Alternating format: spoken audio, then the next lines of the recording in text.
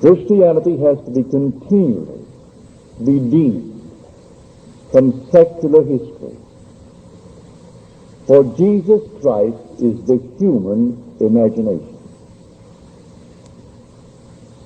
As Paul tells us in his first letter to the Corinthians, we have received not the spirit of the world, but the Spirit which is from God, that we might understand the gifts bestowed upon us by God. Now tonight we will show you one of these gifts, if you really understand who Jesus Christ is. I tell you, he is your own wonderful human imagination. That is Christ. It comes as a shock when you first hear it if you are raised in the tradition, sir, as the speaker was. I was raised in a Christian home.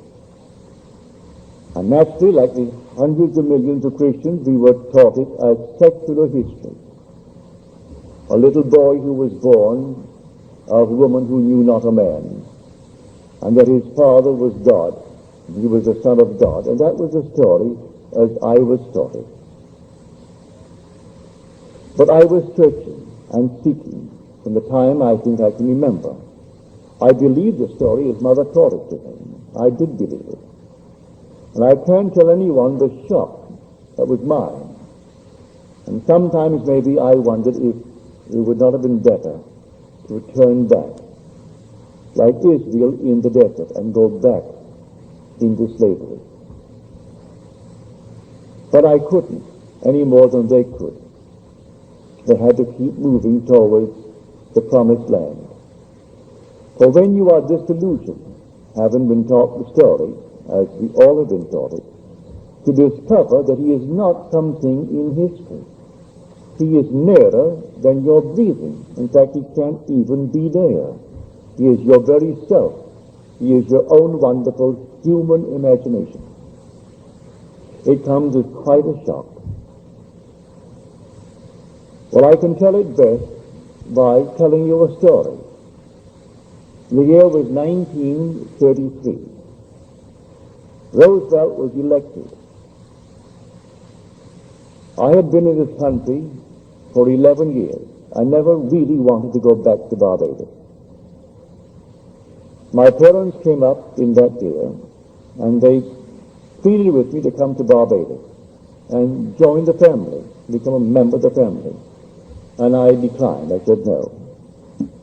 I saw them off at the boat, and strangely enough, as they sailed, and they were on the deck, and I waved goodbye to them, a peculiar feeling came over me. And I had a desire that I never had in 11 years, to go to Barbados. I had just said goodbye to them, and said no to their request. They would have paid all expenses and brought me back, and everything would have been perfect. Then from the boat, I went to my old friend Abdullah. He was born, so I am told, in Ethiopia. He was a black man, raised in the Jewish faith, but really understood Christianity as few men that I ever met understood it. He understood the law, not the promise. He understood the law. So I went to him and I told him the feeling that came over me, that I wanted to go to Barbados. I just waved at my parents, and a peculiar feeling possessed me. And he said to me, "You are in Barbados." Well, that did not make sense to me. I'm standing in this place on 72nd Street off Central Park West. That's where he lived. He lived at 30 West 72nd Street. And there I am in this place, and he's telling me that I am in Barbados. He didn't explain what he meant. So, as the days went by, I said to him, "Ab, I am no nearer to Barbados than I was when I spoke to you." And he said to me, "If you are in Barbados, you cannot discuss the means of getting to Barbados. You must actually live in Barbados, in your imagination, as though you were there, just as if, and view the world from Barbados. If you sleep in Barbados and view the world from Barbados, the means will appear and you will go to Barbados. But as far as I am concerned, you are already in Barbados, because you desired it. That in principle, all you have to do is simply to enter it. And you enter it now in New York City, even though that's 2,000 miles across water, and you aren't going to walk across water, but you enter Barbados and view the world from it. If you see the world from Barbados, then you have to be in Barbados. He did not explain to me then, but I learned later, that man being all imagination, man is wherever he is in imagination. And imagination is the God in man, that is the eternal body of the Lord Jesus Christ. And all things are possible to him. And by him all things were made, and without him was not anything made that was made. That what is now proven was once only imagined. These things I did not know then. He simply talked in the overall picture. But I did my best, and I stepped mentally in Barbados, in my mother's home. I looked at the world and saw it from Barbados. I saw New York City 2,000 miles to the north of it, the northwest. For we are on a certain latitude, 13 north, New York is 42 north. We are the 59th longitude, New York is the 74th. So I thought northwest, as I could imagine it. I heard the tropical noises. We call this land tropical. It really isn't tropical in the really true sense of the word. When you go into the tropics, it's something entirely different. I was born in the tropics, almost on the equator. It's an entirely different odor. Sunsets go like this. You look at the sun, and the sun disappears suddenly. A ball of red light becomes green. You're looking at the sun, and suddenly, in a matter of a split second, you're seeing a green sun. You're seeing the complement of red. So we have no twilight in Barbados. The sun goes down rapidly from a red ball to a green ball, and you're seeing a green ball. So the whole atmosphere differs. Well, I put myself into that and felt that my mother and father were in their room, and that my brothers, those who were not yet married, were in the house of a huge, big, old home of ours. And there I slept. This was now late October. When it came to the end of November, I said to Ab, I am no nearer Barbados. He said, you are in Barbados. Then he turned his back on me, walked towards his bedroom, and slammed the door, which was not an invitation to follow him. If you understood Ab, he was teaching me a lesson, the lesson of faith. If I am actually sleeping in Barbados, no power in the world could interfere with my journey to Barbados. This is now late November.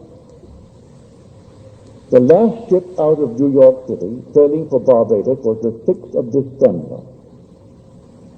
I wanted to get there by Christmas. And so I could not raise the question anymore. But on the morning of the 4th or the 3rd of December, I got a letter from my brother Victor. I did not ask him or any member of my family to bring me to Barbados. He wrote a letter, and he justified the content in this manner. He said, we are, you know, a large family, 9 brothers and a sister.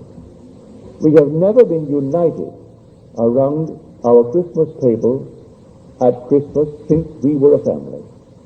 For there was an interval between my sister Daphne and the last 2 boys of 8 years. By that time, my oldest brother had left for Demerara in British Guiana. And by then, when he came back, my brother Lawrence went off to McGill to study medicine. And we were always moving around. But this time, everyone was present but yours truly. And he said, I'm enclosing a small little draft, $50. But in 1933, when there were 17.5 million unemployed, and we didn't have 204 million citizens, we only had 120 odd million. It was an enormous thing. If you're not old enough to know it, may I tell you, it was really a horror. But I was numbered among the unemployed. And so he knew that I could come if the terms were there, that I had my passage paid. So he enclosed a $50 draft to buy a suit. Well, you could buy a suit in those days for $12, $10. You could buy a pair of shoes, McCann shoes, for $3. And so I went down to the steamship company, because in the letter he said, I've notified the company to issue a ticket. And then the little $50, you buy what you need for the trip, and then sign the chips. And when the ship comes in, I'll meet the ship and pay all the things that you have incurred, all the debt. So I went down to the ship. They said to me, I'm sorry, Mr. Goddard, but we do not have a first-class passage for you. We can accommodate you third class. You have the first-class accommodation for meals, and you can have all the other areas of the first class. But for sleeping, you have to go to the third class. I said, perfectly all right with me, I'll take it. I went back to Abdullah, and I told him. You know what he did?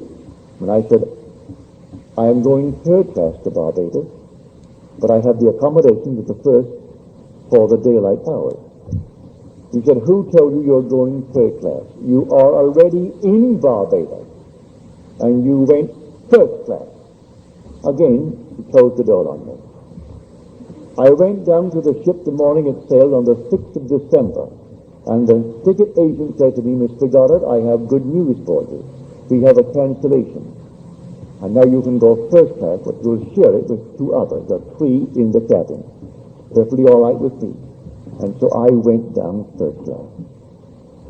Abdullah said to me, you know, Neville, when you return from Barbados, you will have died.